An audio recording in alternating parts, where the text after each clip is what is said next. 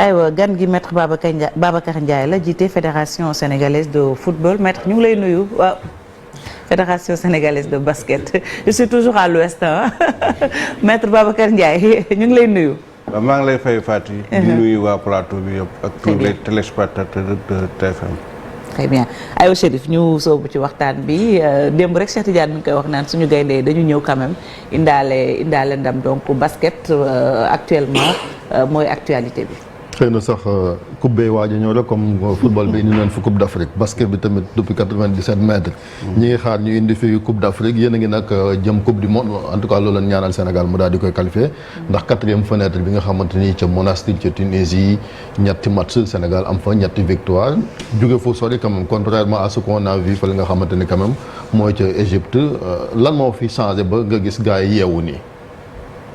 bon li fi changé d'abord mën nañu wax entraîneur bi premier point deuxième point aussi condition de préparation boo xoolee bi ñuy dem Alexandrie on s'était préparé sur 5 jours bi on a fait 21 jours de préparation dont 6 jours même passés à Monastir ñu teel a dem aussi foofu jouer aussi ay matchs amicaux de niveau international contre le Cap-Vert bi nga xam ne nii dafa gagné woon Nigéria contre l'Égypte également à Monastir voilà donc c'est tous ces facteurs là qui ont fait que boo xoolee équipe bi muy ñëw di taxaw bi muy dem jour match yi voilà vraiment toutes les conditions étaient réunies ñun suñ biir xamoon nañ ne mënoon nañ def dara foofu.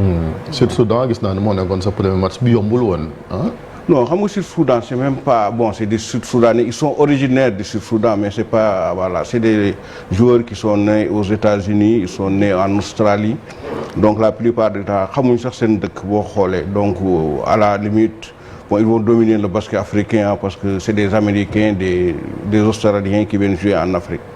amuguloon défaite ça va être c'est une équipe très difficile à jouer donc mais nous il nous fallait obligatoirement gagner les 3 matchs donc on s'est dit que joueurs yi dirigeants yi entraîneurs yi nañ booloo nekk benn mu am une bonne ambiance de groupe bu nga xam ne ni man yàgg naa équipe nationale c'est peut-être ma 8e année équipe nationale mais pour la première fois j'ai vu un groupe soudé autour de son capitaine Gorgui Sy Dieng ak autour de l'entraîneur.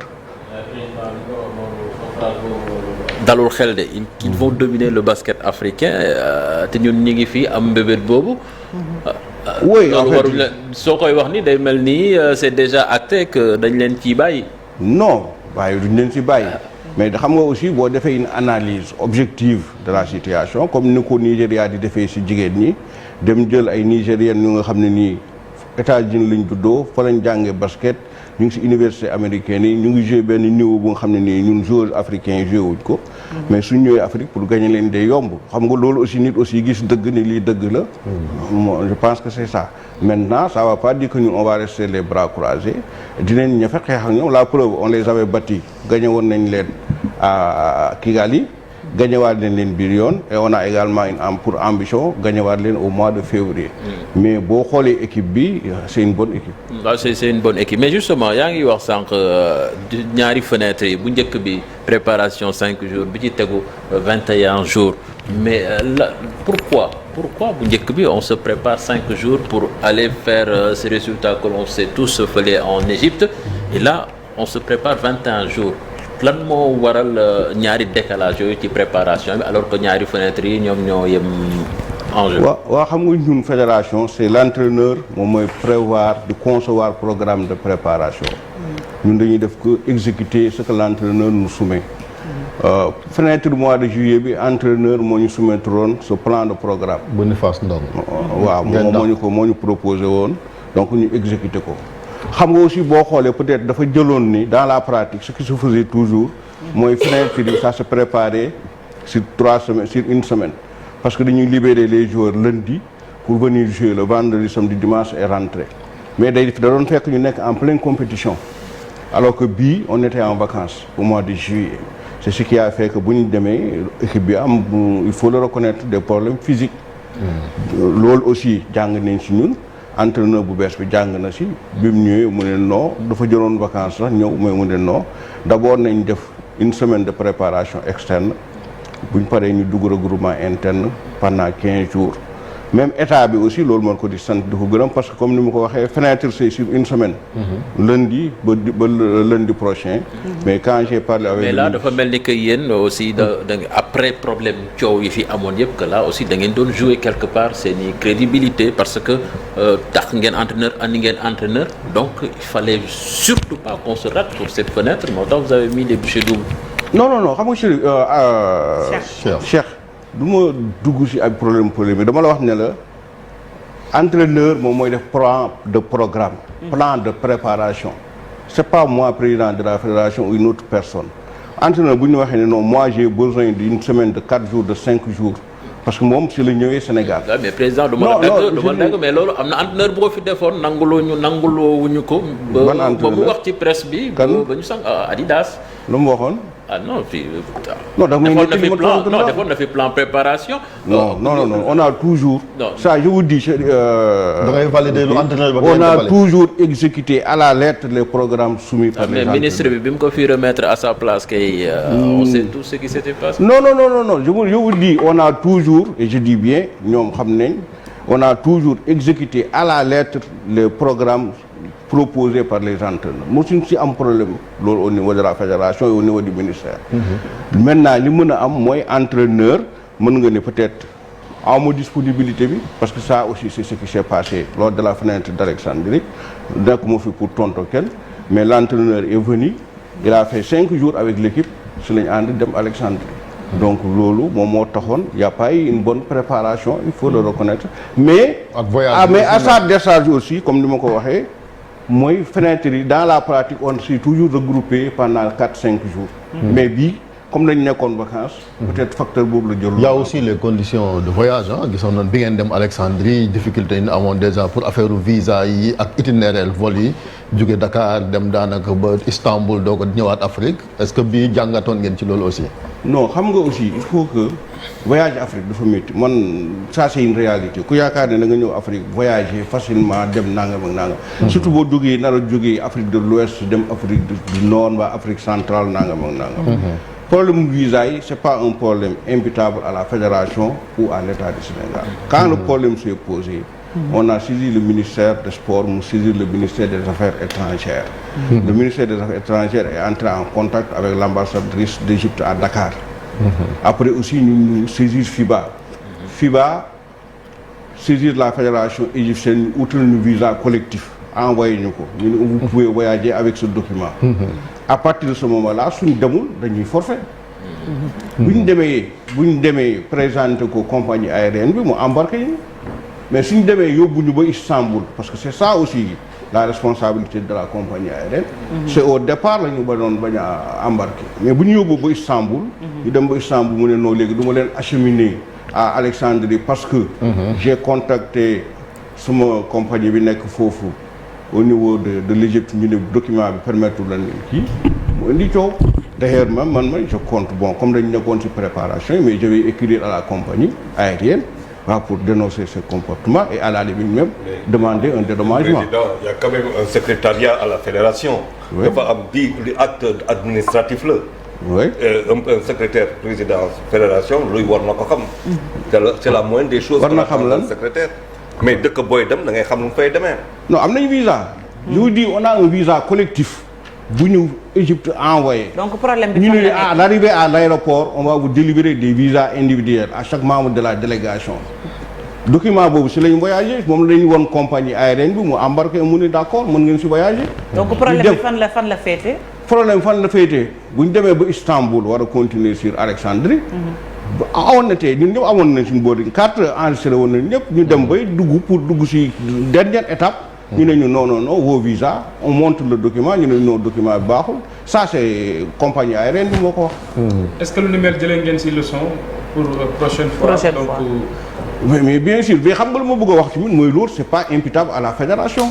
et man li ma doon xaar si ñëpp tous les membres de la délégation wax nañ ko xamoon nañ ce qui s'était passé avant match Sénégal Égypte au football. mais daf ñu waroon a gën a dooleel. ñu xam ne fii dem dañu war a dem représenter mais waruñu renoncer wu et on a loolu waruñu ko utiliser comme prétexte pour renoncer pour abandonner mais dañ ko doon utiliser comme stimulant pour gën a mën a xeex pour gën a mën a défendre la nation. Ça a été le cas. C'est un fait. Et surtout que bi problème bi amee on a dit tout le monde allez il y a un hôtel ici à 50 mètres allez à l'hôtel c'est un hôtel 5 étoiles $300 par personne dem leen dugg foofu ñu fay. ñu bu bañ subaa ñu régler problème bi ngeen dem.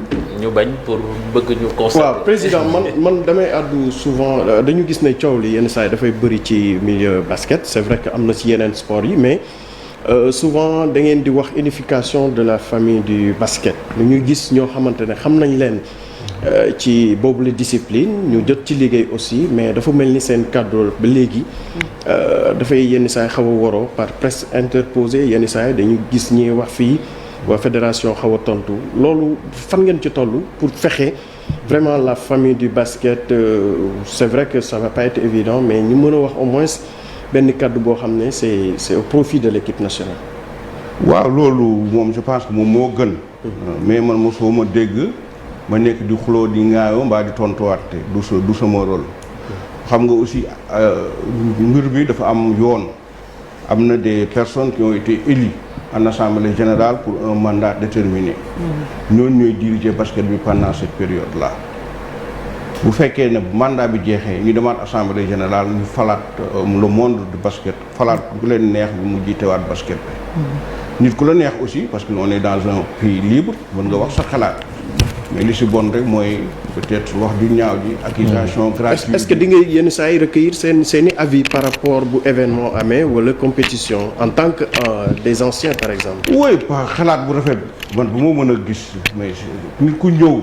pour yokkal pour doole téye le bienvenu mais est-ce que ñu ngi koy def non man c'est à travers la presse que laay gis ay attaques donc man du ma tontu parce que tamit dañ maa wóolu falma élection bu ñu may réélire amoon sax adversaire ñu falma par acclamation donc li may wax rek mooy man je reste ouvert à tout le monde je reste disponible pour rassembler toute la famille du basket. ñu xam ne suñu objectif mooy voilà président léegi quatrième fenêtre bi nga xamee ne fa la yëpp di décider wu ça va se jouer au mois de février ñu ngi xalaat Sénégal accueillir ko est-ce que loolu mi ngi ci yoon beneen problème bi tamit c'est par rapport à l'entraîneur il est engagé en NBA est-ce que fenêtre bi nga xamee ni c'est ultra important est-ce que Sénégal am na possibilité am ko moom.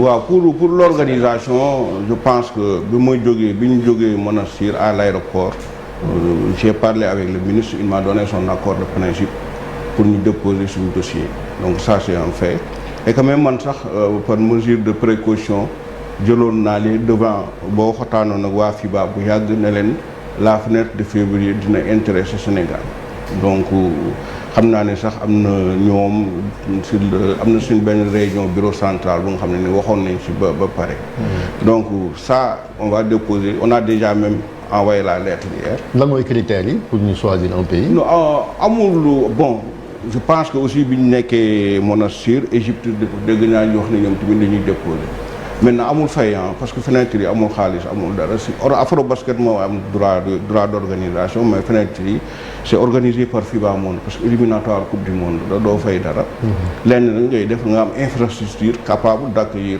am nañ ko mais Égypte aussi am na ko mais Égypte moo mujj a organisé quand même au mois de juillet mais ñun organisé woon aussi au mois de février passé organisé woon nañ fenêtre mais premier tour donc maintenant la FIBA va peut-être départager choisir entre.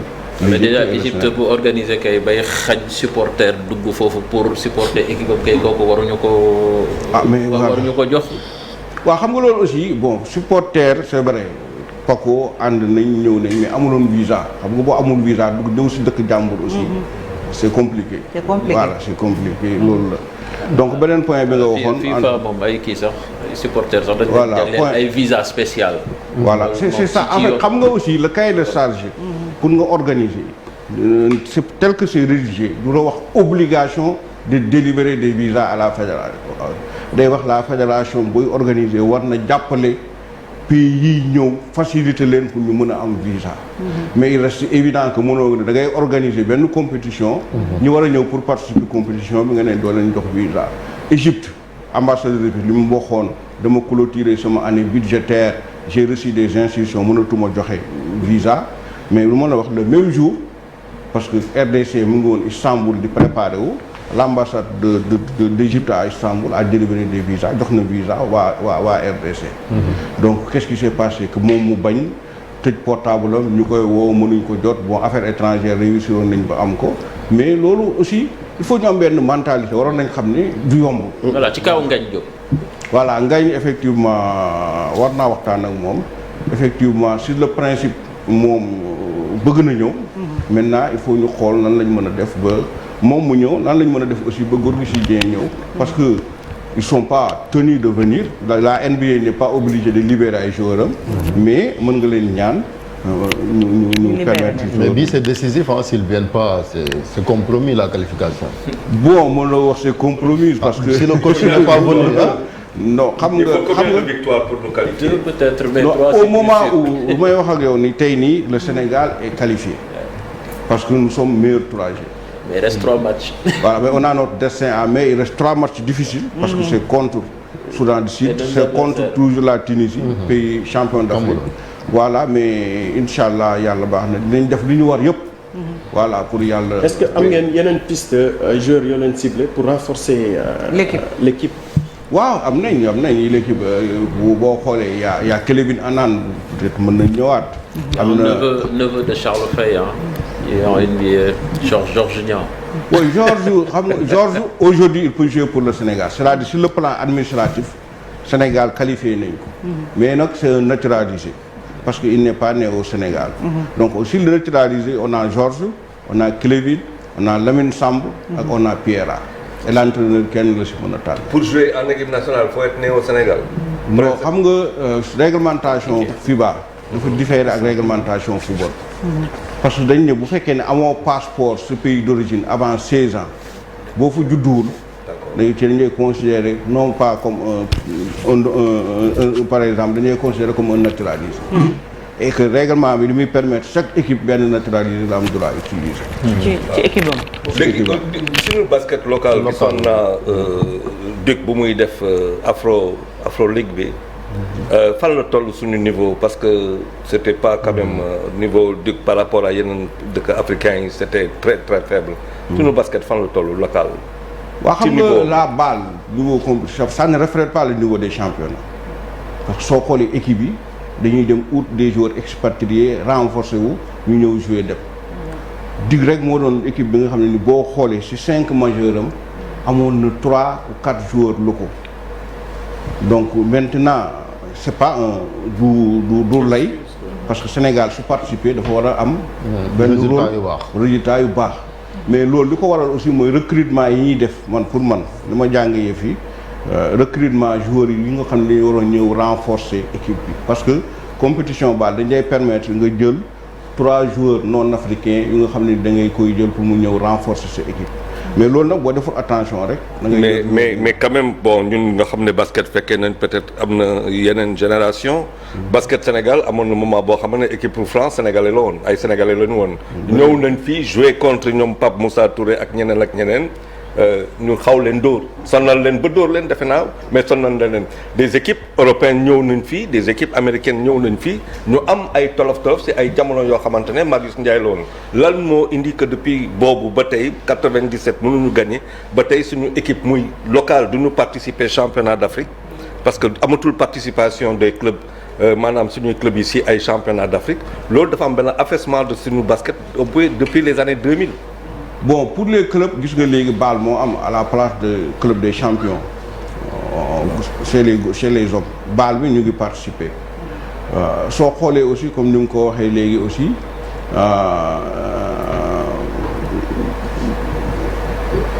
baal bi réglementation bi nu ma la ko waxee du championnat pays par pays da ngay jël équipe bu Guinée mu ñëw dem ut ay joueurs américains d'accord fay leen. ñu ñëw compétir pour 3 mois boo jëlul yow équipe bu Sénégal bu deful noonu mais dañ koy gagner. Voilà loolu nag moo tax may wax gars yi ne leen il faut que ñu xool. et que désormais sax bëgg naa ñu concevoir benn cahier de charge. nga xam ne équipe bu nekk champion du Sénégal du yow rek yaay ñëw toog sa bureau. def na yow nii participation bi je pense que il faut fédération direction technique club bi ñu xool parce que nous on a tout par exemple moo ñëw au niveau de la fédération. joueurs yi participer baal yëpp am nañu seen coordonnées. am nañu seen tour. donc booy recruter mën nga ñëw fédération. ñu jàppale la da ngeen leen di dooleel ci wàllu koppar parce que c'est là où le bas blesse joueur bi nu mu gën a aayee gën a cher. waaw loolu la aussi ça c'est un autre problème et joueur bi ni mu gëm ay je me rappelle daaw am na benn joueur bu nga xam ne dafa ñëw dig. laaj $10,000. waa dig di hésité.